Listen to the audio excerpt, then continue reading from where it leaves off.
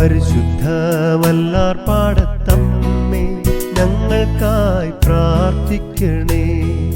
പരിശുദ്ധവല്ലാർ പാടത്തമ്മേ ഞങ്ങൾക്കായി പ്രാർത്ഥിക്കണേ. ഇല്ല മാതാവിന്. അപ്പൊ നമുക്കാ അതെന്ത് പരിപാടിയാണത്? മാതാവിന് മാത്രം പെന്തക്കോസ്തുകാർ ചോദിക്കണത് ഇതുകൊണ്ടാണ് ചോദിക്കണത് അല്ല, പെന്തക്കോസ്തുകാർ ചോദിക്കില്ല. അതെന്താണ് നമുക്ക് ഇങ്ങനെ മാതാവിൻ്റെ സ്പെഷ്യൽ എന്താണ് കാര്യം? പറ.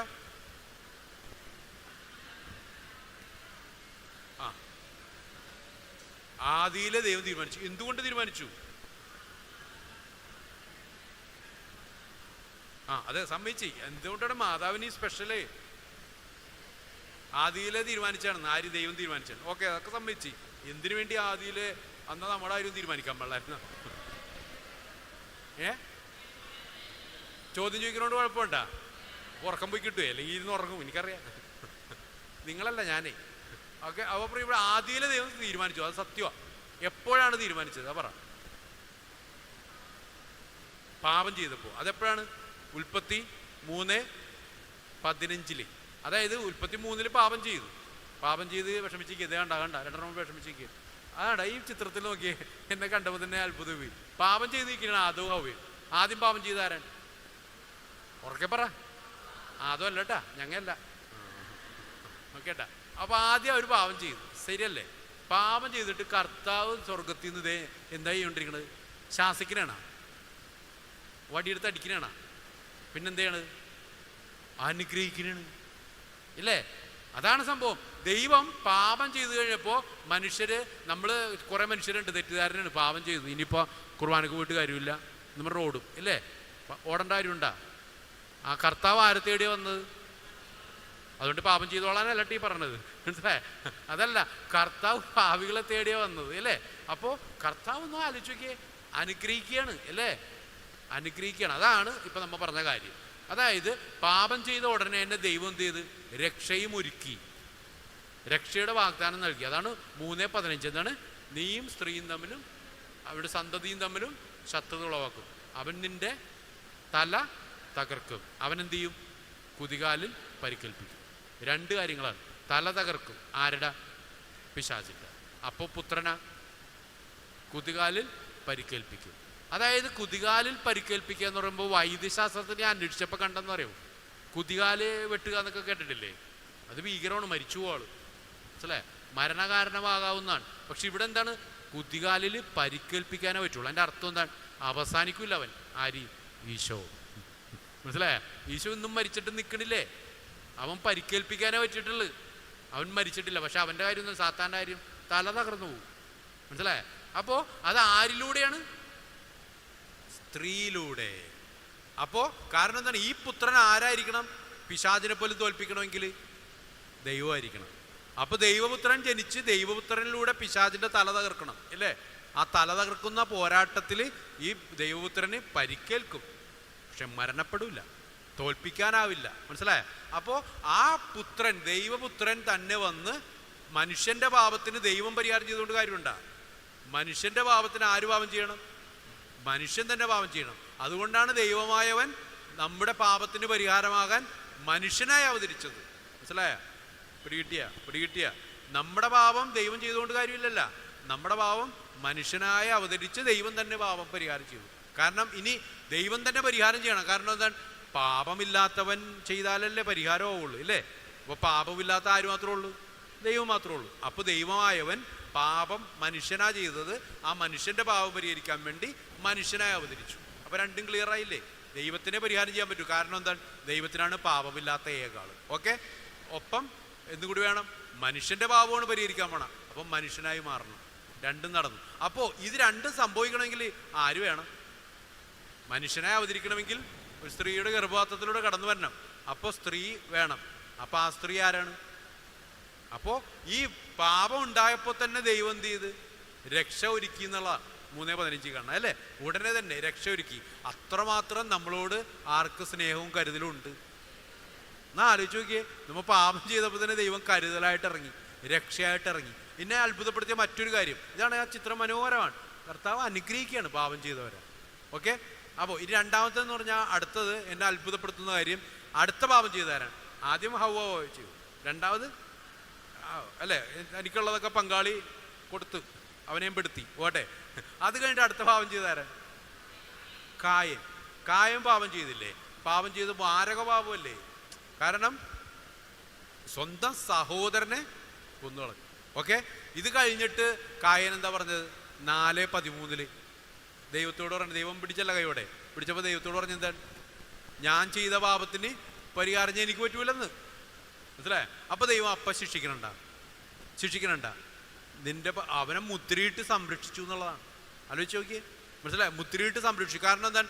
അവൻ ചെയ്ത പാപത്തിന് അവന് പരിഹാരം ചെയ്യാൻ പറ്റുമോ? ഇല്ല. മനസ്സിലായ? അതുകൊണ്ട് ആര് ചെയ്തു? ദൈവം പരിഹാരം ചെയ്തു. അവൻ പറഞ്ഞ കറക്റ്റാണ്. നമ്മൾ ചെയ്യണ പാപത്തിന് പരിഹാരം ചെയ്യാൻ നമുക്ക് പറ്റുമോ? അങ്ങനെ ഇവിടെ ഒറ്റ ഇരിക്കാൻ പറ്റൂലായിരുന്നു ഇവിടെ ചെയ്ത. എന്നിട്ട് പിന്നെ പാപം ചെയ്ത് നടപ്പണ്, പരിഹാരം ചെയ്യാൻ പറ്റുമോ? ഇല്ല. മനസ്സിലായ? ഒരു ഉദാഹരണം പറഞ്ഞുതരാം. എന്നിട്ട് നമുക്ക് വേണ്ടി പാപത്തിന് പരിഹാരം ചെയ്യണം ആരാണ്? വിശ്വല്ലേ? എപ്പോഴാണ് അത് നിങ്ങൾ അനുഭവിക്കണം? എപ്പോഴാന്ന് പറഞ്ഞു തരട്ടെ. നിങ്ങൾ പാപം ചെയ്തിട്ട് നിങ്ങൾക്ക് പാപപരിഹാരം കിട്ടണം അവിടെ ആണാ? ഉറപ്പാണാ? ചെയ്യുമല്ല. അപ്പോൾ നിങ്ങൾ കുമ്പസാരം കൂട്ടിപ്പോയിട്ട് നിങ്ങളുടെ നിങ്ങളല്ലട്ടാ, നിങ്ങൾ പാവങ്ങൾ ഓക്കെ, പാവമൊന്നുമില്ലല്ലോ. ഞാൻ ഉഗാണ്ടെന്ന് ഇറക്കണേ മാരകവാപികൾ കേട്ടാ. ഇവിടെ ഇല്ലാത്തതുകൊണ്ട് ഉഗാണ്ടെന്ന് ഒരു മാരകവാപിനെ ഇറക്കിയാണ്, ഉദാഹരണം പറയാൻ കേട്ടാ. കുഴപ്പമില്ലല്ലോ, ഉഗാണ്ടക്കാരും കുറേ എന്നെ ഓടിക്കും. ഒരു മാരകവാവി അവൻ വന്ന് കുമ്പസാരിക്കണേ. അവൻ്റെ പാപത്തിന് അവന് പരിഹാരം ചെയ്യാൻ പറ്റുമോ? ഇല്ല. ഞാൻ ഉറങ്ങിപ്പോ, അതാണ് ഉറക്കെ കേട്ടാ. അവന് ചെയ്യാൻ പറ്റൂല. അപ്പോൾ ആര് ചെയ്യും? കർത്താവ് ചെയ്യും. കേട്ടോ, അവൻ കുമ്പസാരിച്ച് കഴിയുമ്പോൾ പാപം ഏറ്റു പറഞ്ഞു, സമ്മതിച്ച്. പാപം ഏറ്റു പറഞ്ഞു കഴിയുമ്പോൾ പാപത്തിന് പ്രായച്ചിത്തോണ് തന്നത് പരിഹാരമാണോ?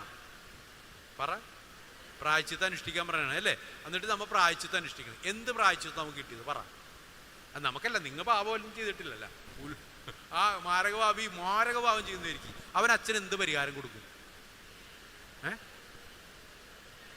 ഒരു സ്വർഗസ്നായ വല്ല ചേർച്ചയുണ്ട? എനിക്ക് ഭയങ്കര വിഷമമാണത്.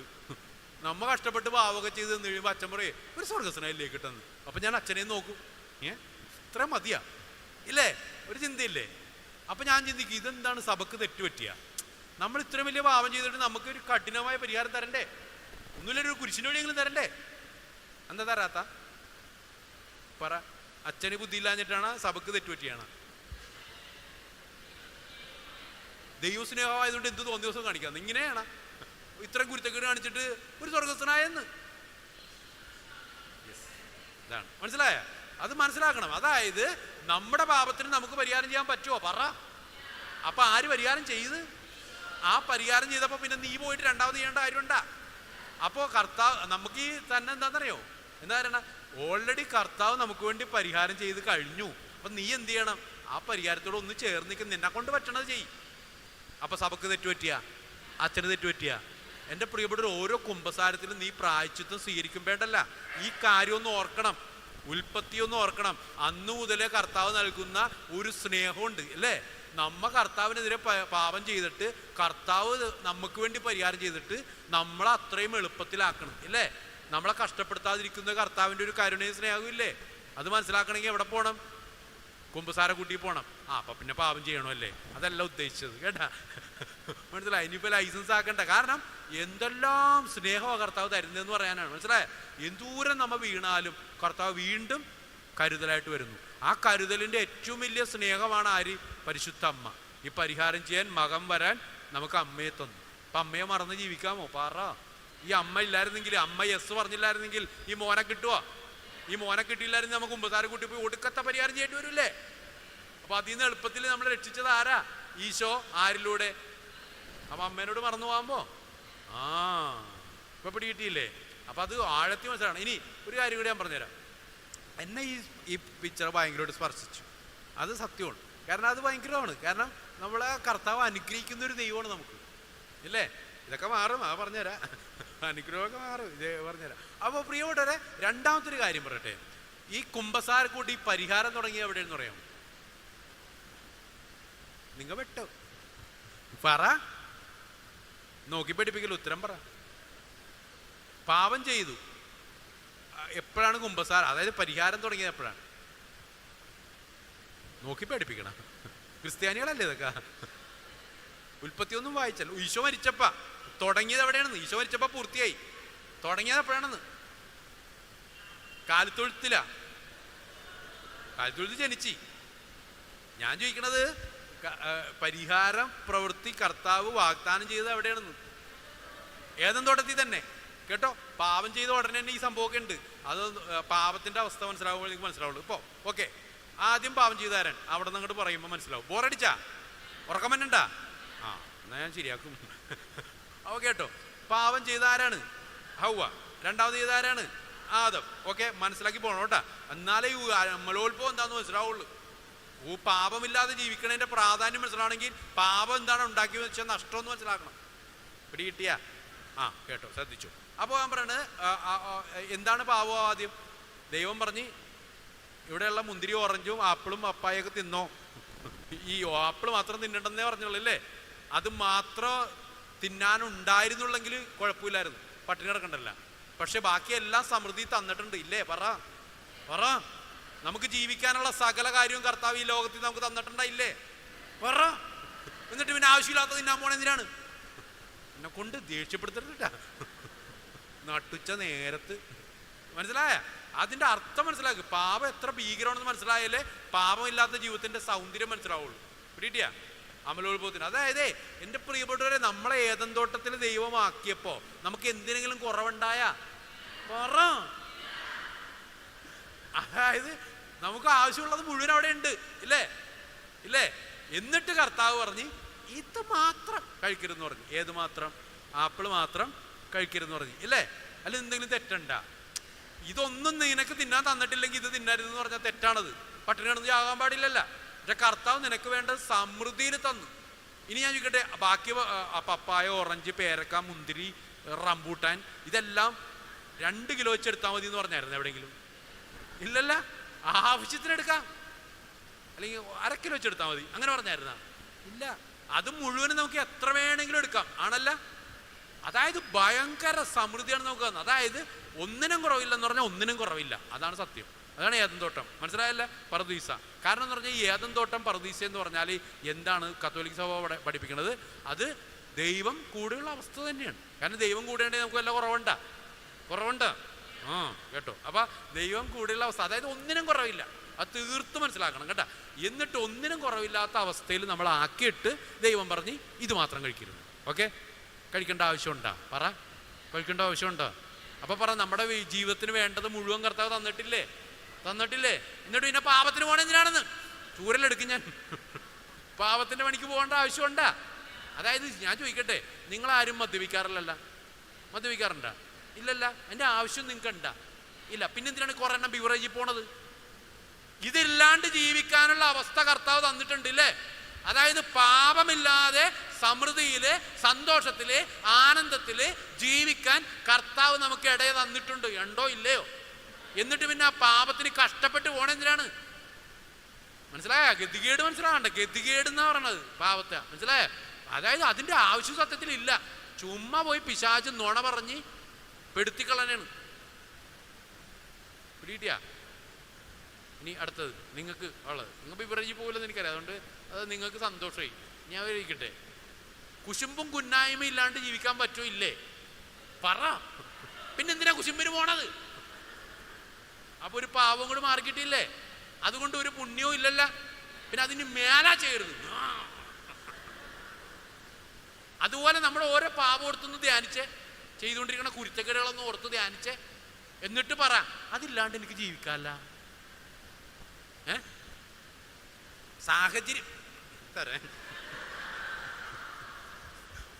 ഞാൻ ചെയ്യട്ടെ. ഞാൻ ചോദിക്കുന്ന കാര്യം, നമ്മുടെ ചെയ്യണ എല്ലാ പാവവും എടുക്ക്. എല്ലാ പാവവും നിങ്ങൾ വ്യക്തിപരമായിട്ടൊന്ന് ധ്യാനിക്കുക. എന്നിട്ട് ഇതിങ്ങനെ ചിന്തിക്കേണ്ടത്, കർത്താവേ, ഈ പാപം ഇതില്ലേലും എനിക്ക് ജീവിക്കാൻ പാടില്ലേ? പറ്റൂലേ? അപ്പൊ പിന്നെന്തിനാ ഇതിന് പോണത്? അപ്പോഴാണ് അമ്മച്ചി പറഞ്ഞ കാര്യം, സാഹചര്യം നോക്കി ജീവിക്കാനല്ല നമ്മളെ വിളിച്ചേക്കണത്, സൃഷ്ടിച്ചേക്കണതും. ഈ ലോകത്തിലാണ് നമ്മ, പക്ഷെ ലോകത്തിൻ്റെതല്ല. ആണാ? മനസ്സിലായ? സാഹചര്യം എന്ന് പറഞ്ഞ ലോകമാണ്. ഞാൻ ചോദിക്കട്ടെ, ഈ ലോകത്തിൽ എത്ര ആളുണ്ട്? പറ. ഇവിടെ കൊച്ചുങ്ങളാരും ഇല്ലല്ല. ഞാൻ മാത്രമുള്ള ഏക കൊച്ചി. ഏറ്റവും പ്രായം കുറഞ്ഞ ഞങ്ങൾ രണ്ടുപേരുണ്ട്. ഞങ്ങൾ ചെറുപ്പമാണ് അല്ലേ. ഞങ്ങൾ ഒളിച്ച് ഇവിടെ ഇരിക്കണ ഭൂരിപക്ഷം എണ്ണവും CC അടഞ്ഞ് തീർന്നതാണാ. ഇനി എത്ര ആളും കൂടെ ഉണ്ട് പറ. അതിൽ നിന്നാളൊന്നുമില്ല, ജീവിതത്തിന്റെ പകുതി തീർന്നതാണ്. അതായത് ഞാൻ പറയണെന്താന്ന് വെച്ചാ, മൂക്കിപ്പഞ്ഞ് മേടിച്ച് വെച്ചോ, കിട്ടാണ്ട് വരും ഒക്കെ കൂടിയ. അതായത് ഞാൻ ഇത്ര പറയുള്ളൂ, നമ്മൾ ഈ ലോകത്തിൽ എത്ര നാളുണ്ടാവും? മാക്സിമം 80-100 കഷ്ടി, ഇത്രയല്ലേ ഉള്ളു. ഞാൻ ചോദിക്കട്ടെ, ഈ 80-100 വർഷത്തേക്കുള്ള ജീവിതമുള്ള നമുക്ക്? അത്രക്ക് പൊട്ടനാണ് നമ്മൾ സൃഷ്ടിച്ച ദൈവം നമുക്ക് തന്നേക്കുന്ന ജീവൻ ഈ 80 വർഷത്തേക്കാണ്? അല്ല, അവന്റെ ആത്മാവ് നമ്മുടെ ഉള്ളിലുണ്ട്. അത് എത്ര നാളുണ്ട്? ആണാ? പരിശുദ്ധ അമ്മ മരിച്ചിട്ട് എത്ര നാളായി? മരിച്ചിട്ട് പോലും എടുത്തിട്ട് പോയി അല്ലേ. എന്നിട്ട് ഇപ്പോഴും അമ്മ ഇവിടെ നിലനിൽക്കണില്ലേ? ഇതല്ലേ ജീവിതം, ഇതല്ലേ നിത്യജീവൻ. ഈ നിത്യജീവനല്ലേ നമുക്ക് തന്നേക്കണത്. ആ നിത്യജീവൻ എത്ര വലുതാ, ഈ ലോകത്തിലെ ജീവൻ എത്ര ചെറുതാ, മനസ്സിലാക്ക്. എന്നിട്ട് ഈ ലോകത്തിന്റെ സാഹചര്യത്തിൽ അടിമപ്പെട്ട് കിടക്കേണ്ട കാര്യമുണ്ടാ? പറ. ഇതിനെ ചാടിക്കിടക്കണ്ടേ? പറ. അല്ലെങ്കിൽ പൊട്ടക്കണത്തി കിടക്കണ തവളനെ പോലെയല്ലേ ഈ 5-8 വർഷത്തെ ജീവിതത്തിന് വേണ്ടി ഇങ്ങനെ കിടന്നിട്ട് ഇവിടെ കിടന്ന് ആസ്വദിച്ച് ജീവിച്ചിട്ട് എന്താ കാര്യം? ഇവിടെ നിന്ന് കടക്കണ്ടേ? പറ. ഇവിടെ ആരാ ഉള്ളത്? അന്തോണിസിനാളിരിപ്പുണ്ട്. ഈ അന്തോണിസിനാൾ ഈ ലോകത്തിൽ എത്ര ആൾ ജീവിച്ച്? പറ. എനിക്ക് ഇത്തിരി കലിപ്പിൽ സംസാരിക്കല്ലേ, ഉറങ്ങും.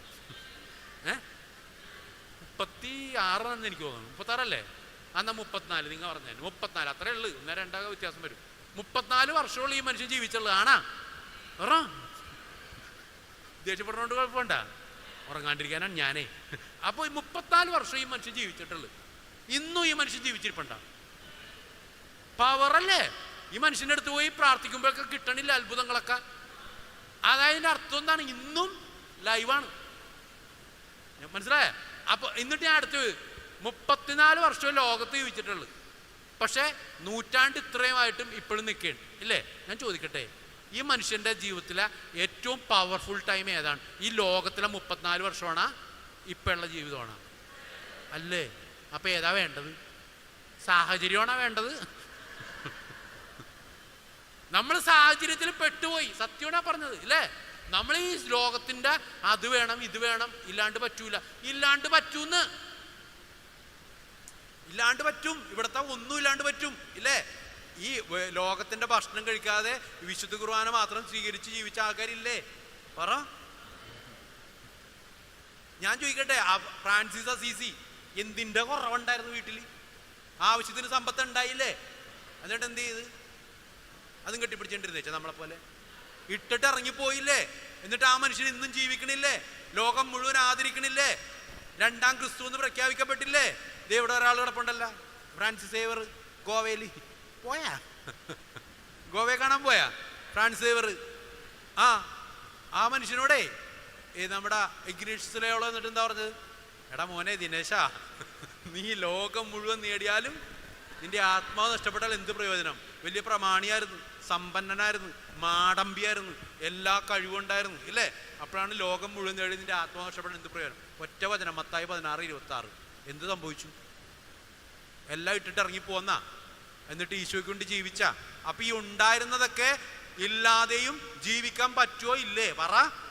അപ്പൊ സാഹചര്യമാണോ നമ്മൾ അനുസരിച്ച് ജീവിക്കേണ്ടത്? സാഹചര്യത്തിന്റെ മോളിൽ പോണം.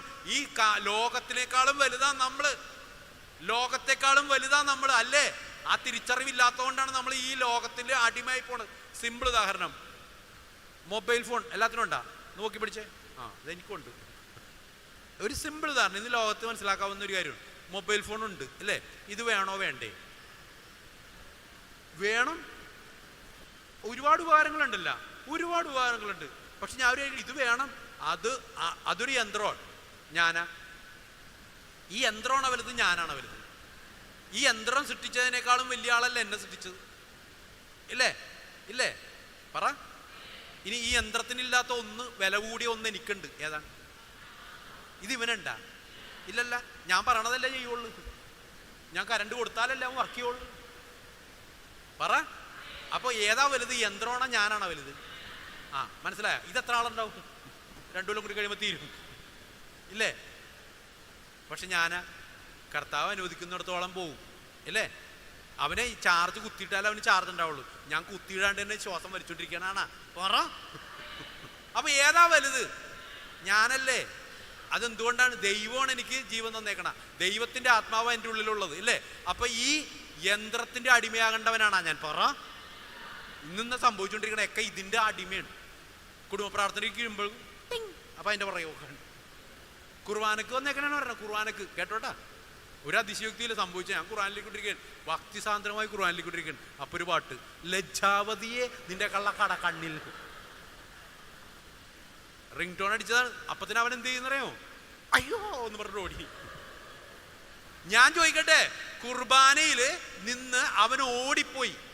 ആരെ ഇട്ടിട്ടാ പോയത്? ഈശോയാണോ വലുത്? അവനാ മൊബൈൽ വിളിച്ച പിശാചാണോ വലുത്? ഞാൻ ചോദിക്കണതേ, ദൈവത്തിൽ നിന്ന് നിന്നെ അകറ്റണത് ആരാ? അങ്ങനെയാണെങ്കിൽ കുർബാന മധ്യയിൽ നിന്ന് നിന്നെ വിളിച്ചിറക്കിക്കൊണ്ടുപോയത് ആരാ? അല്ലേ? തെറ്റണ്ട ഞാൻ പറഞ്ഞതിൽ? ഇത് യൂട്യൂബിൽ പോവുമായിരിക്കും അല്ലേ? മനസ്സിലായ? അതായത് അമ്മച്ചി പറഞ്ഞ കാര്യം വളരെ ആത്മാവ് എന്നെ കൊണ്ട് പറയിപ്പിക്കുന്നതാണ് കേട്ടാ. ഞാൻ ഒരുങ്ങുമെന്ന് പറയണതല്ല ഈ പറയണത്. അതുകൊണ്ടാണ് നിങ്ങളോട് ചോദ്യം ചോദിക്കുന്നത്. ആത്മാവ് നിങ്ങളിലൂടെ സംസാരിക്കും. ഇതാണ് കറക്റ്റ്. ഇത് ആദ്യമായിട്ട് ഞാൻ പറയുന്നത്. ഈ സാഹചര്യം, ഈ പ്രസംഗം ആദ്യമായിട്ട് ഞാൻ പറയുന്നത്. അതായത് സാഹചര്യങ്ങളെ കുറിച്ച് പറഞ്ഞു. ലോകത്തിലാണ് നമ്മുടെ സാഹചര്യം. പക്ഷെ ഈ ലോകത്തിന്റെ അടിമയാകല്ലേ. പക്ഷെ ലോകത്തിൽ ജീവിക്കണം വേണ്ടേ? ഈശോ പറഞ്ഞൊരു വാക്കുണ്ട് പ്രാർത്ഥിച്ചപ്പോ, ശിഷ്യന്മാർക്ക് വേണ്ടി പ്രാർത്ഥിച്ചപ്പോൾ പറഞ്ഞു എന്താണ്? പിതാവേ, ഇവരെ ലോകത്തിൽ നിന്ന് എടുക്കണമെന്നല്ല, ലോകത്തിൽ ദുഷ്ടനിൽ നിന്നും അവരെ രക്ഷിക്കണമേ എന്നാ. കറക്റ്റ് അല്ലേ? അതായത് ലോകത്തിന്റെ സാഹചര്യത്തിന്റെ അടിമയാക്കരുതെന്നാ. ലോകത്തിലാണ് നീ ജീവിക്കണത്, പക്ഷെ ലോകത്തിൻ്റെതല്ല. ഇപ്പൊ സാഹചര്യം ശരിയായ, തീരുമാനമായ? കറക്റ്റാണ്ട ചോദിച്ച ആത്മാവ് യോജിപ്പിച്ചാണ് കേട്ടാ. അപ്പൊ ഞാനത് തമാശയിലൂടെ പറയണമെന്ന് മാത്രമേ ഉള്ളൂ. വിഷമമൊന്നുമില്ലല്ലോ. വിഷമമുണ്ടെങ്കിലും കുഴപ്പമില്ല, തുടങ്ങി മതി കേട്ടാ. അപ്പൊ പ്രിയപ്പെട്ടവരെ മനസ്സിലായില്ലേ? അപ്പൊ ഞാൻ ഈ ഉത്ഭവത്തിലേക്ക് വരാനാണ് ഈ പാടുക. കാരണം അതിന്റെ ക്ലിയർ മനസ്സിലാണ്. അപ്പോ ഇവിടെ സംഭവിച്ചെന്താ? കർത്താവ് എല്ലാം കൊടുത്തു. എന്നിട്ട് എടാ നീ ഇതും മാത്രം വേണ്ടെന്ന് വെക്ക്. എന്താ? ഞാൻ ഒരു കാര്യം പറയാം. ഇപ്പൊ ആത്മാവ് പറഞ്ഞൊരു കാര്യം പറയാം. ഇത് ഞാൻ ആദ്യമായിട്ട് പറഞ്ഞ ഈ സംഭവം കേട്ടോട്ടാ. അതായത് ഈ കാര്യം മാത്രം വേണ്ടെന്ന് കർത്താവ് പറഞ്ഞെന്താ? ആപ്പിൾ മാത്രം വേണ്ടെന്ന് പറഞ്ഞ കാര്യം എന്താ? അതായത് എന്താ സംഭവം എന്നറിയോ? ഈ മിതത്വം എന്നൊക്കെ പറയുന്ന കാര്യമുണ്ടല്ലോ, ചില നിയന്ത്രണങ്ങളൊക്കെ നമുക്ക് ആവശ്യമല്ലേ? 1 കൊരിന്ത്യർക്ക് എഴുതിയ ലേഖനം 6:12 പറയണം അല്ലേ? എല്ലാം നിയമാനുസൃതമാണ്, എന്നാൽ എല്ലാം പ്രയോജനകരമല്ല. എല്ലാം നിയമാനുസൃതമാണ്, എന്നാൽ ഒന്നും നിന്നെ അടിമപ്പെടുത്തരുത്. എന്തൊരു മനോഹരവചനമാണ്! ഇതാണ് സത്യം. അതായത് എല്ലാം നിയമാനുസൃതമാണ്. നിനക്കെല്ലാം ഉപയോഗിക്കാം. മൊബൈൽ ഫോൺ ഉപയോഗിച്ചൂടെ? ഉപയോഗിക്കും. നിയമത്തിനെതിരെ വല്ലതും അല്ല. പക്ഷെ എല്ലാം പ്രയോജനകരമല്ല. മൊബൈലിൽ എല്ലാം പ്രയോജനകരം നമുക്ക് കിട്ടണുണ്ടാ? പറ. ഇനി അടുത്ത കേട്ടോ, മൊബൈൽ എന്ന് പറഞ്ഞാൽ ഒരു ഉദാഹരണം പറഞ്ഞേണ്ട. അങ്ങനെ ലോകത്തിലുള്ള എല്ലാത്തിനെ കുറിച്ചും ധ്യാനിച്ചോ. എന്നിട്ട് അടുത്ത്, എല്ലാം നിയമാനുസൃതമാണ്, എന്നാൽ ഒന്നിനും നിന്നെ അടിമപ്പെടുത്തരുത്. ഞാൻ പറഞ്ഞ മനസ്സിലായ? അതായത് നമുക്കിതെല്ലാം വേണമെന്നേ, ഈ ലോകത്തിലുള്ളതെല്ലാം വേണം, പക്ഷെ അതൊന്നും നിന്നെ അടിമപ്പെടുത്തരുത്. ഞാൻ പറഞ്ഞില്ലേ, കുർബാന എന്ന ശ്രേഷ്ഠമായ വിശുദ്ധ കുർബാന ദൈവിക സാന്നിധ്യത്തിൽ നിന്ന് നിൽക്കുമ്പോൾ അവിടെ നിന്ന് നിന്നെ പുറത്തേക്ക് ഇറക്കി കൊണ്ടുപോകാനോ കുർബാനയ്ക്ക് പങ്കെടുക്കാതിരിക്കാനോ നിന്നെ എന്ത് പ്രേരിപ്പിച്ചാലും അത് ശരിയാണല്ലേ? മനസ്സിലായ? അപ്പൊ അതാണ് പറയുന്നത്. അപ്പോൾ അതാണ് പ്രിയപ്പെട്ടവരെ, അതായത് ചില കാര്യങ്ങൾ നിയന്ത്രിക്കണം നമ്മുടെ ജീവിതത്തിൽ. എല്ലാമൊന്നും എനിക്ക് വലിച്ചുവാരി തിന്നേണ്ട ആവശ്യമില്ല. മനസ്സിലായ? അതാണ് ഒരു നിയന്ത്രണം, മിതത്വം പരിപാലിക്കാനാ കർത്താവ് എല്ലാം തന്നിട്ട് ഒന്ന് മാത്രം വേണ്ടെന്ന് വെച്ചത്. സിമ്പിൾ ഉദാഹരണം പറഞ്ഞുതരാം. നമ്മൾ ചെറുപ്പത്തിൽ തന്നെ നമ്മൾ പെൺകുട്ടികളെ ഇതായിട്ട് പറയണല്ലേ, ഞാൻ പറഞ്ഞാണ്, പെൺകുട്ടികളോട് പറയൂലേ മിതത്വം വേണം, നീ കാല് കയറ്റി വെക്കരുത് എന്നൊക്കെ പറഞ്ഞ ചില കാര്യങ്ങളാണ് അതൊക്കെ അല്ല. അത് കുഞ്ഞു കാര്യമായിട്ടൊന്നും വിചാരിക്കണ്ട. അത് ആ കൊച്ച് ഒരു പ്രായപൂർത്തി പക്വത വരുന്നത് വരെ ചില ശീലങ്ങൾ പരിശീലിച്ചു വന്നില്ലെങ്കിൽ ഇപ്പൊ കാണുന്ന പോലെ എന്തെവിടെ പെരുമാറുന്നു, എന്തിട്ട് നടക്കുന്നു ഒരവസ്ഥയിലല്ല. പിടികിട്ടിയ? അതായത് ചില പ്രായത്തിൽ ചില കാര്യങ്ങൾ നിയന്ത്രിക്കപ്പെട്ട് വളരണത് അവരെ നിയന്ത്രിച്ച് കൊല്ലണതല്ല, പരിശീലനത്തിന്റെ ഭാഗമാണ്. ദൈവം പോലും ഏന്തോട്ടത്തിൽ എല്ലാം കൊടുത്തിട്ടും ചിലത് വേണ്ടെന്ന് വെക്കാൻ നമ്മളെ പരിശീലിപ്പിക്കുക. ഇതൊക്കെ എല്ലാം ഒന്നും വേണ്ട, നിനക്ക് ആവശ്യമുള്ളത് മതി, അത് ഞാൻ തന്നോളാം, ഞാൻ തന്നോളാം. മനസ്സിലായ? ഇനി വേറെ കാര്യം ചോദിക്കട്ടെ. അവിടെ നന്മതിന്മകളുടെ വൃക്ഷമുണ്ട്. എന്നിട്ട് കർത്താവ് പറഞ്ഞത് എന്താ പറഞ്ഞത്? അതിൽ നിന്ന് ഭക്ഷിക്കരുതെന്ന് പറഞ്ഞതിൻ്റെ അർത്ഥം എന്താണെന്നറിയോ? അതിൻ്റെ ഭക്ഷിക്കുന്നറിയോ? ലോകത്തിലുള്ളതല്ല നീ നന്മതിന്മയായിട്ട് തിരിച്ചറിയേണ്ടത്. നിന്റെ നന്മതിന്മ തിരിച്ചറിയേണ്ടത് ലോകത്തിൽ നിന്നല്ല, മറിച്ച് എവിടെ നിന്നാണ്? നിനക്ക് ഉള്ളിൽ തന്നേക്കണ ആത്മാവാണ്. ആത്മാവ് ഉള്ളിൽ തന്നേക്കണ എന്തിനാണ്? ആത്മാവ് ഉള്ളിൽ തന്നേക്കണത് ആരാ ആത്മാവാണ്? ദൈവത്തിൻ്റെ ആത്മാവ്. നിന്നെ സൃഷ്ടിച്ചത് ആരാ? ദൈവമാണ്. അങ്ങനെയാണ് നിന്റെ ജീവിതത്തിലെ നന്മയും തിന്മയും തീരുമാനിക്കണ ആരാ? ദൈവമാണ്. അതാണ് പറഞ്ഞത്, പരിശുദ്ധാത്മാവ് വരുമ്പോൾ നിന്നെ സത്യത്തിൻ്റെ പൂർണ്ണതയിലേക്ക് നയിക്കും, പാപബോധം നൽകും. നിനക്ക് ചേരാത്തത് നിന്നെ ബോധ്യപ്പെടുത്തുന്ന ആരാ? പരിശുദ്ധാത്മാവാണ്. നമുക്ക് പരിശുദ്ധാത്മാവിനെ തന്നിട്ടുണ്ട്. പിന്നെ പുറത്തുനിന്ന് അവൻ പറഞ്ഞത്, ചേച്ചി പറഞ്ഞ കറക്റ്റാ, സാഹചര്യം, അവൻ പറഞ്ഞ അഭിപ്രായം, ഇവൻ പറഞ്ഞ അഭിപ്രായമല്ല നിന്റെ അഭിപ്രായം. നിന്റെ ജീവിതത്തിൽ ക്ഷേമത്തിൻ്റെ പദ്ധതി തരുന്നത് ആരാ? ദൈവം നിന്നോട് സംസാരിക്കും. അതനുസരിച്ചാണ് നീ നടക്കേണ്ടത്. അതിനാണ് ഈ ആത്മാവിനെ തന്നേക്കണം. ശരിയാണല്ലേ? അതാണ് ആത്മാവിൽ ജീവിക്കണമെന്ന് പറയണത്. നമ്മളിപ്പോൾ ജഡത്തിലാണ് ജീവിച്ചുകൊണ്ടിരിക്കണം അല്ലേ? ജഡത്തിൻ്റെ, ലോകത്തിൻ്റെ, ശരീരത്തിൻ്റെ സുഖത്തിന് വേണ്ടി നമ്മൾ നടക്കണേ ഇല്ലേ? പിടികിട്ടി? അതുകൊണ്ടാണ് നമ്മൾ ഈ ഉപവാസം എന്നൊക്കെ പറയണത്. എന്താണ്? ഭക്ഷണം. ഞാൻ ചോദിക്കട്ടെ, ഇപ്പം ഒരു കാര്യം പറയുമ്പോൾ മനസ്സിലാവും. ഈ ദിവസങ്ങളിൽ നോയമ്പെടുക്കണുണ്ടാവും ചിലർ. നിർബന്ധ നോയമ്പല്ല, എടുത്തോ, നല്ലത് തന്നെ. എന്താണ് നോയമ്പ് കൊണ്ട് ഉദ്ദേശിക്കുന്നത്?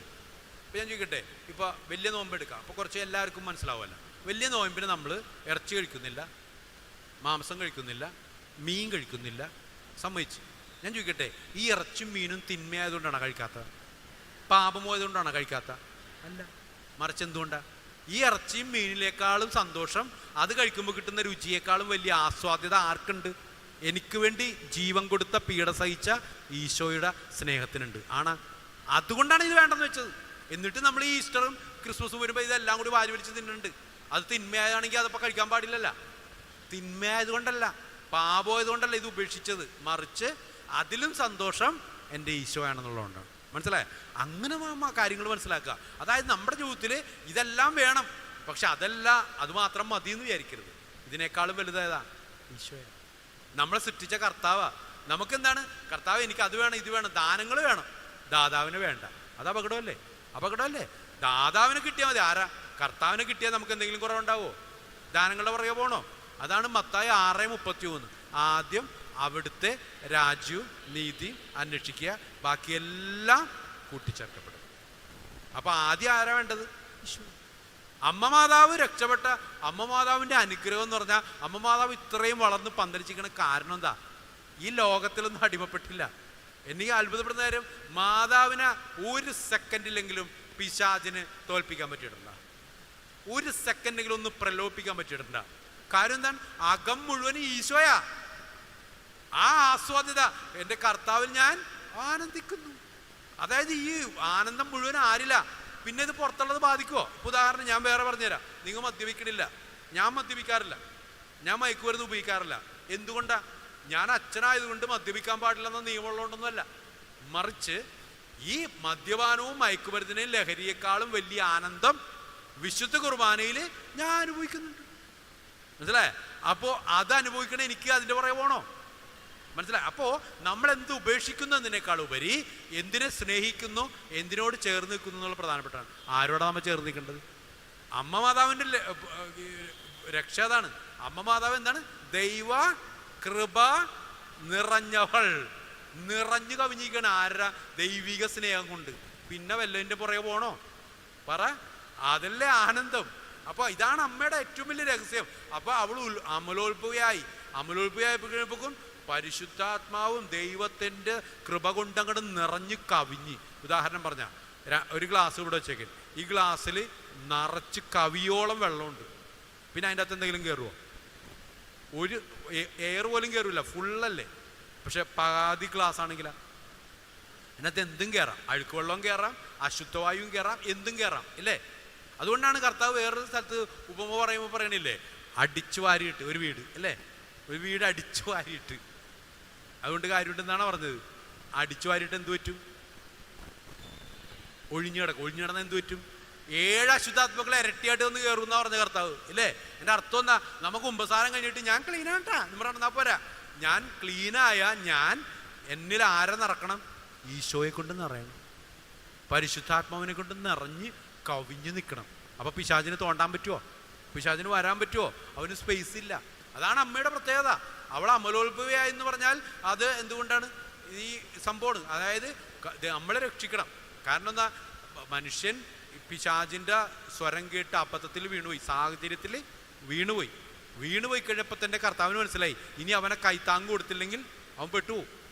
അതുകൊണ്ട് അപ്പം തന്നെ വന്നു, അല്ലേ, നീ എവിടെയാണ്? അപ്പം അവൻ എന്താ പറഞ്ഞ? ആദം. ഞാൻ ചോദിക്കട്ടെ, രണ്ടെണ്ണം കൂടി പാവം ചെയ്തല്ല. അതായത് ഒരു കാര്യം മനസ്സിലാക്കണം പ്രിയപ്പെട്ടവർ, നമ്മൾ ഈ ലോക ജീവിതത്തിൽ ജീവിക്കുമ്പോൾ നമ്മൾ തീർത്തും ബലഹീനരാണ്. ആണല്ലേ? അതുകൊണ്ടല്ലേ മാമോദിസ എത്ര പ്രാവശ്യം സ്വീകരിക്കാം?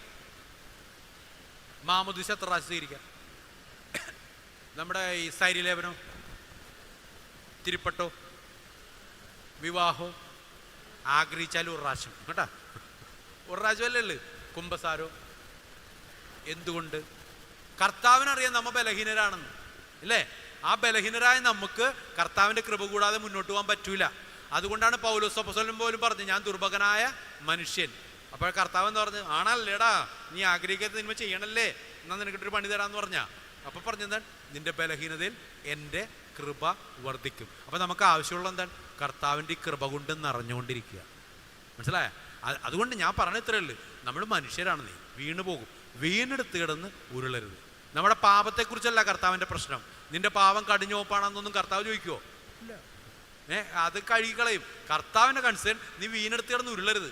ധൂർത്തപുത്രൻ ലോകത്തിൻ്റെ സാഹചര്യത്തിൻ്റെ പ്രലോഭനങ്ങളിൽ വീണ് ആറാടി അർമാദിച്ച് സകലതും നഷ്ടപ്പെടുത്തി. എന്നിട്ട് ഒന്ന് തിരിച്ചു വന്നപ്പോൾ തന്നെ പിതാവ് സ്വീകരിച്ചില്ലേ? എണ്ണിപ്പറക്കി ചോദിച്ചാവല്ലോ, പിടിച്ചകത്ത് കയറ്റിയില്ലേ? എന്നിട്ട് എന്ത് ചെയ്ത്? നഷ്ടപ്പെട്ടത് മുഴുവൻ ഇരട്ടിയായിട്ട് കൊടുത്താ. എന്തുകൊണ്ടാ കർത്താവ് കരുണ കാണിക്കണത്? നമ്മൾ കർത്താവിൻ്റെ കരുണയില്ലെങ്കിൽ നമ്മൾ വീണു പോവും, ബലഹീനരാണ്. അപ്പം ഇവിടെ പറയണെന്നറിയോ, ഇവന്മാർ പാപം ചെയ്തപ്പോൾ ആദ്യം എന്താ ചെയ്ത്? സ്വയം രക്ഷിക്കാൻ നോക്കി. ആണല്ലേ? ആണാ? എന്താ ചെയ്ത്? ആദ്യം ചെയ്തെന്താ? ആദ്യം എന്ത് ചെയ്തു? ഇലക്ക് മുമ്പ്, ഇല അവിടെ ഇപ്പം ഉണ്ട്, ഇലക്ക് മുമ്പ് മരത്തിൻ്റെ ഇലയിൽ ഒളിച്ചു. ഞാൻ ചോദിക്കട്ടെ, ആരിൽ നിന്നാണ് ഒളിച്ചത്? ദൈവത്തിൽ നിന്ന് മരത്തിൻ്റെ ഇടയിൽ ഒളിക്കാൻ പറ്റുമോ? പറ. അങ്ങനെയാണെങ്കിൽ ആദ്യത്തെ മണ്ടത്തരം ചെയ്ത് ആരാ? ആദമല്ലേ? ആദ്യത്തെ മണ്ടത്തരം ആദ്യം ചെയ്തു. കാരണം ദൈവത്തിൻ്റെ കൺമുമ്പിൽ നിന്നും ഒളിക്കാൻ നമുക്കാവില്ല, ശരിയല്ലേ? അതൊരു മരത്തിൻ്റെ മുകളിൽ ഒളിക്കാൻ പറ്റില്ല. അവനത് ചെയ്ത്. എന്നാൽ നമ്മൾ ഈ കാലഘട്ടത്തിലും നമ്മ പാപം ചെയ്തിട്ട് ദൈവത്തിൽ നിന്ന് ഒളിച്ച് നടക്കണണ്ട. പാപം ചെയ്ത് ഇനി കുറച്ചാൾ വള്ളി പോണ്ട, കുമ്പസാരിച്ചില്ലേലും കുഴപ്പമില്ല. ആണാ? മണ്ടത്തരമല്ലേ? രണ്ടാമത്തെ മണ്ടത്തരം അവർ കാണിച്ചെന്താണെന്നറിയോ? മരത്തിൻ്റെ ഇടയിൽ ഒളിച്ചത് എന്ത് ചെയ്തുകൊണ്ടാണ്? പറ. എന്താ ഇത്? അതേ നോക്ക്, അങ്ങോട്ട് നോക്ക്. അത്തീല നഗ്നരാണെന്ന് അറിഞ്ഞു. അതായത് പാപം ചെയ്ത ഒരു നാണക്കേടുണ്ട്. അല്ല, അതെല്ലാം ഒളിച്ചു വെച്ച് നുണ പറഞ്ഞിട്ട് നടക്കണത്. ആ നാണക്കേടും ചോദിച്ചിട്ട് നടക്കരുതെന്നാണ് ഈ പറയണത്. ഒന്നാമത്തെ കാര്യം. രണ്ടാമത്, ഈ നാണക്കേട് മറക്കാൻ നമ്മൾ ചെയ്യണ ചില പരിപാടിയുണ്ട്. എന്താണ്? സ്വയം ന്യായീകരണം. ഓ, ഇത് കുഴപ്പമില്ല, ഇത് അവരും ചെയ്യണതല്ലേ, മനുഷ്യരല്ലേ നമ്മൾ, ഇല്ലേ? എന്നിട്ട് എന്ത് ചെയ്ത്? ആ ന്യായീകരണത്തിന് വേണ്ടി അവരെന്ത് ചെയ്തു? അത്തീല കൂട്ടിത്തുന്നി വസ്ത്രമുണ്ടാക്കി നഗ്നത മറക്കാൻ ശ്രമിച്ചു, ഇല്ലേ? അത്തീല കൂട്ടിത്തുന്നി എന്ന് പറഞ്ഞാൽ ആദ്യത്തെ എംബ്രോയിഡറി വർക്ക് ആരാ ചെയ്തത്? വസ്ത്രം കൂട്ടിത്തുന്നി എംബ്രോയിഡറി വർക്ക്. എംബ്രോയിഡറി കടക്കൊക്കെ പേരിട്ടോ, ഹൗ വാസ് എംബ്രോയിഡറി വർക്ക്സ്. മനസ്സിലായ? വേണ്ട. അപ്പം ഞാൻ പറഞ്ഞതെന്നറിയോ, അതായത് ഞാനത് തമാശക്ക് പറഞ്ഞല്ല, ഞാൻ പറയണത് നമ്മൾ ഇതുപോലെ സ്വയം ന്യായീകരണത്തിൻ്റെ കുറേ മണ്ടത്തരങ്ങൾ കാണിക്കുന്നുണ്ട്. പാപം ചെയ്തിട്ട് നമ്മൾ പല ന്യായീകരണവും കണ്ടെത്തുന്നുണ്ട്, ഇല്ലേ? ഈ അത്തീല കൂട്ടിത്തുന്നി നടന്ന് നമ്മൾ സ്വയം ന്യായീകരണത്തിൻ്റെ മറ പിടിച്ച് നഗ്നത മറക്കാൻ ശ്രമിച്ചാൽ എത്ര ദിവസം ഉണ്ടാവും? പറ. 2 ദിവസമോ? ഒരാടാതി കൂടി പോയാൽ എന്തായിരിക്കും അവസ്ഥ? മനസ്സിലായ? തമാശക്ക് പറഞ്ഞതല്ല. നമ്മൾ ഈ നമ്മളുണ്ടാക്കണ ഈ സ്വയം ന്യായീകരണമൊക്കെ ഇല്ലേ, തൽക്കാലത്തേക്കുള്ളതെന്ന് മാത്രമല്ല, അതിഭീകരമായി അവഹേളിക്കപ്പെടും, ശരിയല്ലേ? ആ ആട് പോലും കണ്ടില്ലേ, വല്ല കാര്യം ഉണ്ടായ? മനസ്സിലായ? പ്രിയപ്പെട്ടവരെ, അവിടെയാണ് ഉൽപ്പത്തിയുടെ പുസ്തകം 3-ാം അധ്യായം 21-ാം തിരുവചനത്തിൽ നമുക്ക് കാണുന്നത് എന്താണ്?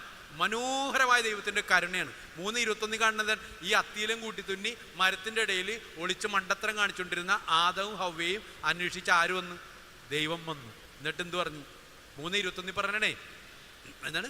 മൃഗത്തിൻ്റെ തോലുകൊണ്ട് ഉടയാടയുണ്ടാക്കി അവന് ധരിപ്പിച്ചു. അർത്ഥം എന്താണെന്നറിയോ? മൃഗത്തിൻ്റെ തോലെന്ന് പറഞ്ഞാൽ എന്താണ്? തുകിൽ നശിക്കുമോ? ഈ അത്തിയിലാണോ സ്ട്രോങ്, തോലാണോ സ്ട്രോങ്? അപ്പോൾ ഈ മണ്ടൻ ഈ നശിച്ചു പോകുന്ന താൽക്കാലിക നഗ്നത മറക്കലുമായിട്ട് നടക്കണേ. ദൈവം എന്ത് ചെയ്തത്? ഒരിക്കലും നശിക്കാത്ത മറ പിടിക്കാൻ നിന്നെ നഗ്നത മറച്ചു ഇല്ലേ? അതാണ് കുമ്പസാരക്കൂട് ഇല്ലേ?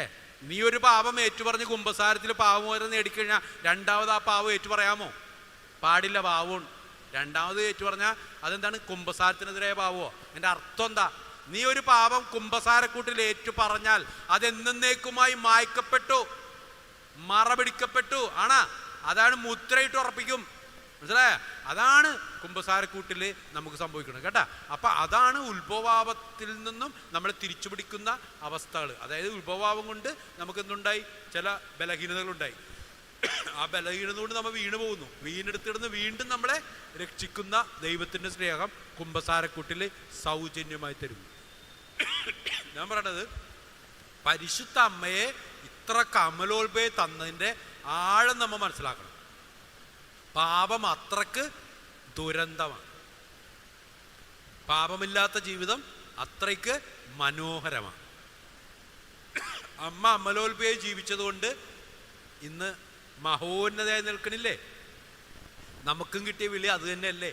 ഞാൻ ചോദിക്കട്ടെ, മാതാവിന് ജനിക്കുന്നതിന് മുമ്പേ അമലോത്ഭവത്വം കിട്ടി, ശരി, നമുക്കും അത് കിട്ടിയിട്ടില്ലേ? എപ്പോഴാ കിട്ടിയത്? എപ്പോഴാ കിട്ടിയത്? മാമോദിസയ്ക്ക് ശേഷം. അമ്മക്ക് കിട്ടിയത് മാമോദിസക്ക് മുമ്പ്, നമുക്ക് കിട്ടിയതാ മാമോദിസയ്ക്ക് ശേഷം. പക്ഷെ കിട്ടിയാ ഇല്ലേ? മനസ്സിലായ? അപ്പോൾ അമ്മക്ക് സ്പെഷ്യൽ എന്നൊന്നും പറയണ്ട, ഇത്തിരി നേരത്തെ കിട്ടി. കാരണം എന്താണ്? അവൾ പാപമില്ലാതെ തന്നെ ജനിക്കണമായിരുന്നു. കാരണം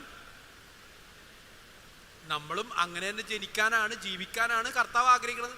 അതുകൊണ്ട് അതിന് ശേഷമാണെങ്കിലും നമുക്ക് ഈ ഉത്ഭവപാപം കർമ്മപാപവും നീക്കി നമ്മളെ വിശുദ്ധീകരിച്ച് വീണ്ടും ആ ബലഹീനത വീണുപോയാൽ വീണ്ടും നമ്മളെ വിശുദ്ധീകരിക്കാൻ ദൈവം എന്ത് ചെയ്യുന്നു? കുമ്പസാരക്കൂട്, വിശുദ്ധ കുർബാന. ഈ പാപപരിഹാരം ഇവിടെയാണ്. നമ്മൾ പരിഹാരം ചെയ്താൽ പരിഹാരമാകുക. ഈ ഓരോ കുർബാനയും എന്താ? നമ്മുടെ പാപത്തിൻ്റെ പരിഹാരമല്ലേ? അത് നമ്മൾ പങ്കെടുക്കണ്ടേ? ഞാൻ ചെയ്ത പാപത്തിനാണ് ഇവിടെ പരിഹാരം കർത്താവ് ചെയ്തുകൊണ്ടിരിക്കുന്നത് ഓരോ കുർബാനയിലും. ആ 2024 വർഷം മുമ്പ് കർത്താവ് നമുക്ക് വേണ്ടി പരിഹാരം ചെയ്ത അതേ പരിഹാര ബലി ഇന്ന് അർപ്പിക്കണം. എന്തുകൊണ്ടാ? ഇന്നും അർപ്പിക്കണം. എന്തുകൊണ്ടാ? ഇന്നും ഞാൻ ആ പാപം ചെയ്യണോണ്ടല്ലേ, ഇന്ന് ഞാൻ ആ പാപത്തിന് വീഴണോണ്ടല്ലേ. അപ്പൊ ഇന്നത്തെ പാപത്തിന് പരിഹാരം ഇന്ന് ഓരോ കുർബാനയും മുടക്കരുതെന്ന് പറയേണ്ട കാര്യം മനസ്സിലായ? കർത്താവ് നമുക്ക് വേണ്ടി ഔദാര്യത്തോടെ നിന്നെ കഷ്ടപ്പെടുത്താതെ നിന്റെ പരിഹാരം കർത്താവ് ചെയ്യുമ്പോൾ അതിനോട് നമ്മൾ ചേരണ്ടേ? ആ ബലിയിൽ പങ്കെടുക്കണ്ടേ? ആ ബലിയോട് ചേർന്ന് നമ്മൾ ബലി അർപ്പിക്കണ്ടേ? അങ്ങനെ പാപപരിഹാരത്തിൽ സ്വീകരിക്കപ്പെട്ട് അമ്മയെപ്പോലെ അമലോത്ഭവത്തിലേക്ക് പാപമില്ലാത്തവരായി ജീവിക്കണം. അത് ലോകത്ത് തെളിയിച്ചവരാരാ? വിശുദ്ധന്മാര്. വിശുദ്ധിയിൽ ജീവിച്ചില്ലേ?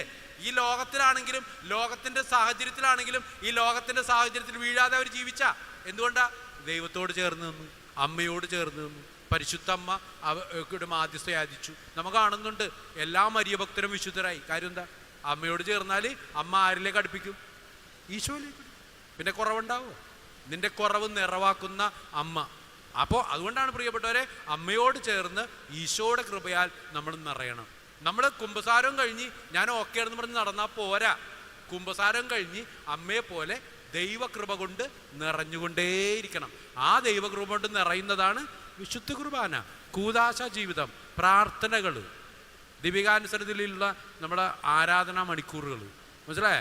അപ്പം അതുകൊണ്ട് പ്രിയപ്പെട്ടവരെ, അമലോത്ഭവ തിരുനാൾ ആചരിക്കാൻ ഒരുങ്ങുമ്പോൾ അമ്മ മാതാവ് നമ്മളെയും ഓർപ്പിക്കുക, ഒരു മനുഷ്യ സ്ത്രീക്ക് ഈ പാപമേശാതെ ജീവിക്കാൻ ഈ ലോകത്തിൽ പറ്റിയെങ്കിൽ നമുക്കും അതിനുള്ള കൃപ കർത്താവ് തരുന്നുണ്ട്. അത് നമുക്ക് മേടിച്ചു തന്ന് നമ്മളെ സംരക്ഷിക്കുന്നത് ആരാ? പരിശുദ്ധ അമ്മ.